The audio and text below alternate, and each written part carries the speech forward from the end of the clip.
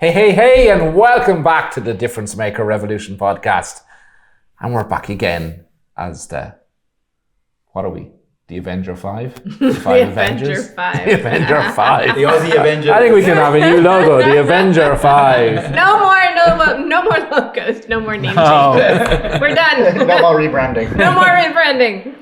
All right, so we're going to talk about marketing, I believe, and what it's truly about, right? So it's truly about photography, right? Everything's about the photograph. Everything's about doing image competition. Everything's about... Have you learned nothing, It's Mark? like, is this Wacky Wednesday? Freaky Friday? What's Who have you happening? been listening Who to? are Is you? that not what it's about? Well, Stephen, everybody knows the more awards you get, the more clients will want to book you. Right, that's yeah. worked. And having all your trophies out in the front of your studio, Yeah, it impresses people. That's worked. They need to see that. So I think what you're saying is that most photographers think that marketing their business is about how many awards they've won, or Isn't that what we teach? Don't we have the headline on the Facebook ad? Be photographed by an award-winning photographer. can we de-Avenger him? Can we strip him of his superpowers? Oh wait, he actually doesn't have one. He's Nick Fury. He just organizes all his superpowers. Yeah, we're organised around getting print awards, right? And winning all these awards and leading with that in our marketing. And have I got it wrong? Doing the veil agus ná bí kaint. Okay, for those who don't understand Irish, he just told me to shut my mouth. And not Shut your be mouth and move talking. along. Nicely. The nice way. Go on, I'm sorry. I'm just being lucky. It's sort of creeping across, Brad, across the table. Brad's I rubbing affect off. everybody. No, it's not about that, is it? No, it's not. So take us to what it is. What is it then? What marketing's all about? I'll come in then. Everyone's looking at me anyway. Well, marketing, Ronan, is about generating qualified leads, or rather, better yet, earning a conversation. I'll look at this camera now. It's about earning a conversation, which we talk about all the time, because without the opportunity to have a conversation with somebody who's interested, you're never going to be able to deliver a transformational experience. So it all starts with earning a conversation. And that leads into getting qualified leads. I'm sure all photographers think qualified leads are people who have loads of money, don't they, Steve? And they live in a beautiful home and they drive a white Audi. The kids go to private school, and that's what a qualified photography lead is, isn't it? So we know that that's not true, don't we? We do, yeah, I'm playing. I'm know doing a that- Ronan. It's like we Apple know that podcast. Mr. and Mrs. Average is our best client. Yeah, 100%. So, I've owned studios in multiple locations around Melbourne, and because I get the privilege of training so many studios across the world, by far the best client is Mr. and Mrs. Average. Can you have a studio in a more affluent area? Absolutely. But from my personal experience, it's not the people in that area that come to your studio. It's a destination where people want to go. And you don't tend to get people in that local area. People will travel to that area. So by far, when I looked at all the zip codes that were spending well with us, given that the experience was the same all the way around, those people that lived in those average working class areas tended to be the highest average sale. And why is that? I think they had their money's not tied up in private schools, in keeping up with the Joneses. A lot of the wealthy's money is tied up in buildings and assets. So yes, they're wealthy, but they don't have the liquid funds. Mr. and Mrs. Average love spending money on their family and on their children, and they're happy to do that. And their pets. And their pets, absolutely, and on themselves. So I suppose regardless of the reason why, the results have been that seems to be the demographic that spends the most money, which, lucky us, that's the majority, right? Which means that there's an abundance of clients for everybody when we treat them like royalty and we treat them like they are valuable. And they are. Every person's valuable. Doesn't matter what demographic they come from. And that's important to, for them to feel and for us to understand and believe in and bring to life. But I think marketing, yes, earning the conversations, getting the clients, but every part of your studio is part of your marketing. So when you made the joke of walking, having all of your awards and, on display, your displays are part of your marketing. Like once you get them into the studio, we need to understand that we're in retail. Most photographers think that we're a service industry. We're in retail. And if it was any other store, let's pretend, we were a clothing store, would we open our doors if there was no stock to sell? Why would we market? Why would we bring people into the door if there was nothing for people to buy? And in a lot of cases, when I walk into studios, there's nothing to buy because they're showcasing sometimes what the labs produce as attention grabbers, those massive albums, leather bound, Pyramids. all that stuff. And some photographers believe that that's what clients will buy. So we need to understand what people want to buy and then showcase that. I've had a number of studios where, to their horror, part of their renovation was taking down all of their displays. And guess what? After we did that, people started buying. So there's that marketing element to get people in the door, to earn the conversations, but then it has to continue throughout every stage.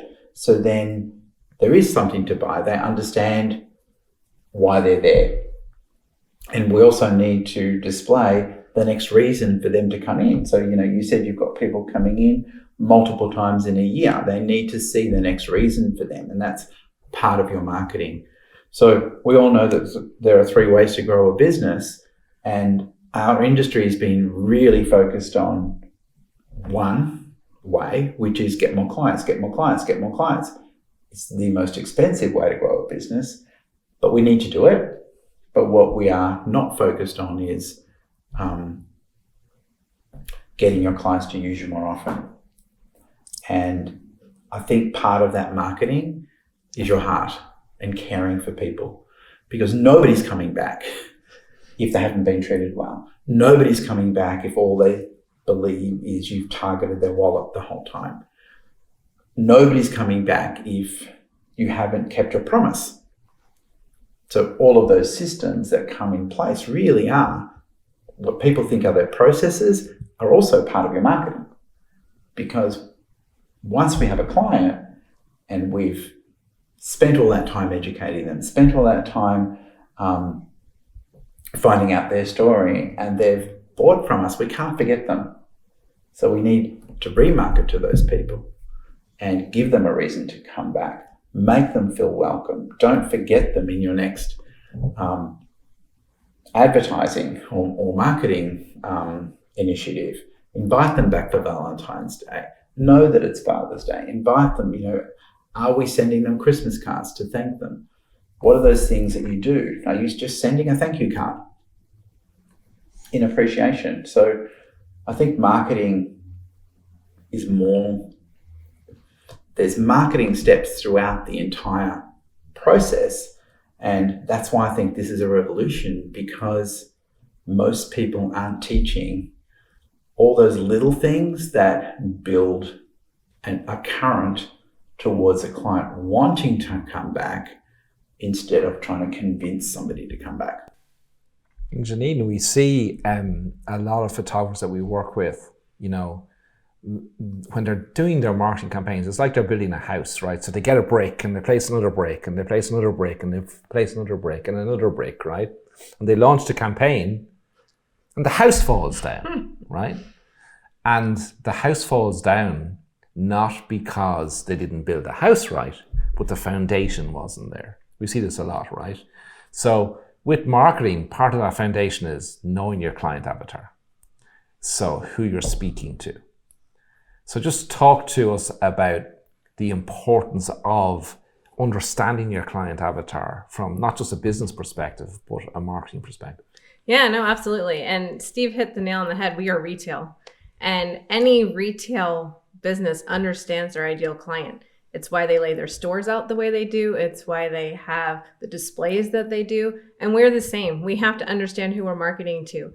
I know who I'm marketing to. I know that my ideal client is a mom who's working. And I know her age, and I know the number of children that she has, and I know all of these details about her. I know the emotions that she feels, the guilt that she feels for working, and it goes very deep. And because I know this, I know how to speak to her. And so for all of the businesses we work with, for photographers, it's so important to understand who it is you're marketing to. Who Brad markets to is not the same as who I market to. And that mistake we see a lot. People borrow other people's avatars. Oh, if it works for Brad, and this is when the house falls down. It works for Brad. I'm just going to take his ad copy and I'm going to use it, and I'm going to find clients too, and I'm going to build my business because it worked for Brad. Or they'll say, oh, Janine did this in her business, so I'm just going to copy it. It doesn't work that way. You have to take the time, do the homework, really get into the head of your ideal client. And then You've got to care. yeah, you have to understand, and you have to know who these people are that you're bringing into your family, right? And I talk about that a lot. My clients are my family.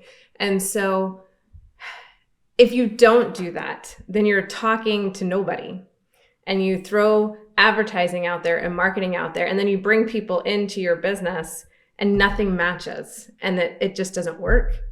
And so it's so important. And part of this revolution, when we're talking about people transforming their clients and having these transformational experiences, it starts with knowing who they are, knowing who you're going to be providing these experiences for. Because how can you have a transformational experience for somebody if you don't know who it is that you're providing it to? And it all has to match. It all has to go together. And so when you're building that house, you have to build it for the right person. Hang on a minute. I thought that in the ads we had to talk about our handcrafted products that we buy from various countries and the quality of the artwork and pop up the awards there, and because all the I just want to just bang my head on that wall. bang your head in the wall. Sorry, I'm being lucky now because we see it all the time, and I mean, I think the reason why is because vendors think they're doing photographers a service sometimes because they feel like what's important to clients is the quality of product. And I'm not saying that the quality of product is not important, but it's not why clients buy. It should be a given. It should be a given. It's not what clients really want, right? And I see so many times that vendors are kind of feeding lines to photographers at imaging and other trade shows and other exhibitions and saying over the phone and saying, you need to buy this product because the edges are perfect. Look at the quality of it. It's made from trees hidden in deep valleys that only turn ripe once a year, and elves come out at Harry Potter stuff. Yeah, Harry Potter stuff. Yeah. Nothing wrong with Harry Potter. Nothing wrong with Harry Potter, but they put all this emphasis on the quality of product, and as a result, photographers talk about quality of product in their marketing and their sales, and they talk about, which is fine, but they forget about the client. Yeah, and they lead with that, and they lead with the awards, and they lead with the technical photographic brilliance of their art, but they're not having conversations with their clients, they're not listening to their clients, they're not understanding what their clients want. Yeah, Right? It goes back to right. It goes back to photographers don't know what they're in the business of. They still think they're in the business of photography, not the business of people. Selling canvases. Yeah, selling canvases. So a lot of the photographers we help, lack confidence when it comes to selling. Selling. A lot of photographers that are members wear multiple hats. It's hard being good at everything. Selling generally is one of those things that photographers aren't that great at, especially to begin with. It's a skill that has to be learned. Or as Steve likes to make, effortless sales. Which I've definitely gone through that process since being sapped I suppose is a good definition for it. And Being now, sapped. and now with the difference maker revolution, we're sapping, the world. Maybe I thought. Where are these tree analogies coming from? The tree analogies. I do have an important question, though. Okay, A really sure. important question. So, for somebody who's never watched Harry Potter, Okay, yeah, you don't need to watch it. so which house would difference makers come from? Hufflepuff. Hufflepuff. Yeah, Hufflepuff? Hufflepuff. So we're all Hufflepuffs. Yeah, that makes me sad. Does it? That's a bad analogy, Ronan. Back it up. Okay. We'll back it up. I don't know anything about Harry. No, Harry it's Potter. fine. I'll loop back and just finish my point that Okay. photographers borrow confidence from labs because the labs are trying to help them, like Jonathan said, in that, if you focus about the quality of the product, that's what your clients will buy. That's not what clients are focused about. It's not what clients actually want. They want a transformational experience. They want more from this than just, pretty little pictures. But that's what photographers focus on. They focus on quality and of their own photography, and they focus on the quality of products. And when you do that, you confuse, you lose. Your clients are put into logical points of view. They're just not interested. You lose them. In all fairness, it must be hard because there's so much noise out there. There's so many people out there giving advice, and when I go to a lot of the conferences, you walk into one room and one person's telling you one thing, then you walk into another room on the same topic and it's the opposite, and then somebody else is, and it's difficult to work out what's real and what works, and there's a lot of noise, and it must be hard. And so for a lot of photographers, they're taking it on faith that that's going to work, and it's difficult to know what's because they're presented with a highly successful photographer and then another highly successful photographer, and then the labs they want to sell their stuff, and so they're giving their advice. So trying to decipher between all of that, it's got to be hard. Well, and I think too, because we're all business focused people, we forget that a lot of people come into the photography industry because they love photography. They love taking pictures. They love taking pretty pictures. They love photographing people, and so it's natural for them to think that it's their photography, because everybody tells them, "Oh my gosh, Ronan, you take such great pictures," right? And they hear it, and so it's natural to think that that is what they need to talk about, and that is what is going to attract. And the education. And the education is geared towards that. So it's natural. It's not the photographer. I mean, that's just, it's who they are. And so everything is geared around that. And so what we're trying to get through to everybody is, still take amazing photographs, be an amazing artist, but you can't just focus on that. You still got to deliver a quality product. I mean, you can't go out there and just deliver crap. So you got to deliver an amazing product, but the focus has to be on the people. And so as a photographer, your heart, if you're a portrait photographer, I mean, there's photographers out there that are not portrait photographers, but we're talking to portrait photographers. Your heart is people. You're wanting to photograph people because that's what you want to do. And so you're in the business of people. But you just got to remember that is, we forget sometimes, I think, as focus so much on the business, that people got into this because they loved photography and they loved taking pictures of people. And so getting them to understand, or for us to talk to them to understand, that we're not saying that your love of the art is wrong. It's just that you have to realize that you're what business you're in. Yeah, just to remove a few potential arrows from my back. We always talk They're about. firing at your forehead. Yeah, I know, firing my forehead.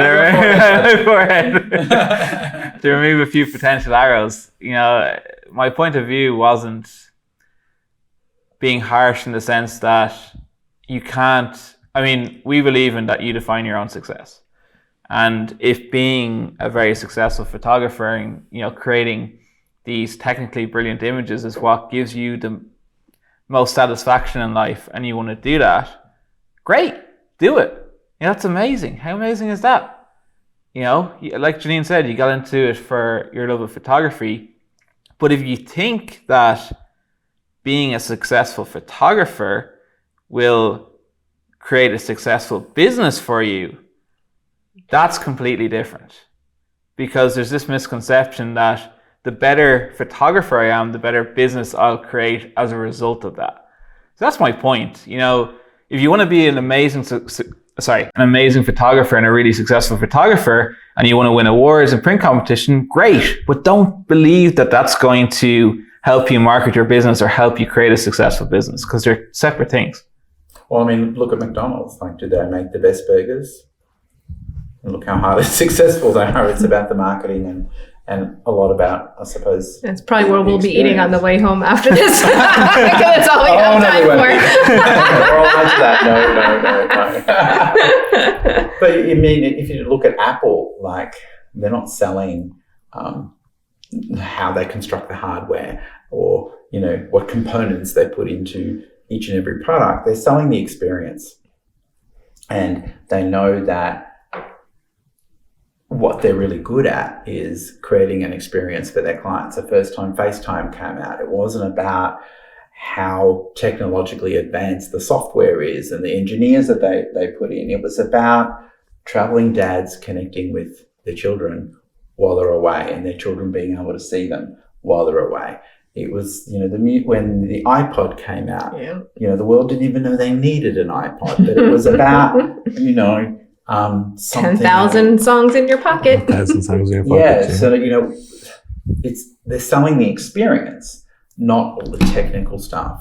And unfortunately, you know, the industry is focused on all the tech stuff and trying to sell the tech stuff, which the clients don't understand. They don't want to understand it. What they want is the experience. What they want is to fill a void that they're feeling, which could be, you know, that connection, making time for each other, time's running out, holding on to something that they feel won't be there tomorrow or next week. And that's what we're here for. We're here to help people have something in their life forever. We give people their forever. And when we sell the experience, then the rest of it just takes care of itself. Going back to your point on the marketing, when you were talking about the building blocks, I want to just go back to that because it reminded me of, you know, an analogy that I strongly believe in. A lot of the times when we are marketing, and I coach photographers all over the world, it always seems like people are always reaching for, you know, if we had a pear tree, you know, there was a really tall pear tree, a lot of people are scrambling, trying to get to the very top pears at the top of the tree. And in that scramble, they're ignoring all the low-bearing fruit. And so a lot of the times when people are marketing, they're looking for, you know, whatever's at the top of the tree, but forgetting about all the easy stuff. Like, there's no such thing as a past client. You have your clients coming back 3 times a year. What are you doing to bring those people back in again? Yes, you need new clients, but what are those things you're doing to bring in that low-bearing fruit? Asking your clients for referrals. How can you make all that happen? But That's just an analogy. But that ain't going to work unless you make a difference, right? No. So you have to make a difference to them. So if you want to be a difference maker too, Jonathan, tell us what we need to do. Oh my God, the best way for you to begin your journey of becoming a difference maker is to go to thedifferencemakerrevolution.com/starter and create a free membership account where you can start our Difference Maker Starter training, which is going to give you the foundations and the understanding of the operating system that difference makers use in their business to create transformational experiences for their clients. How amazing is that? Totally amazing. Awesome. Just do it. They'd be crazy not to do it. Just Right? do it. We'll see you in the next one. Bye from me. Bye, everyone. Bye, everyone. See you later. Ciao.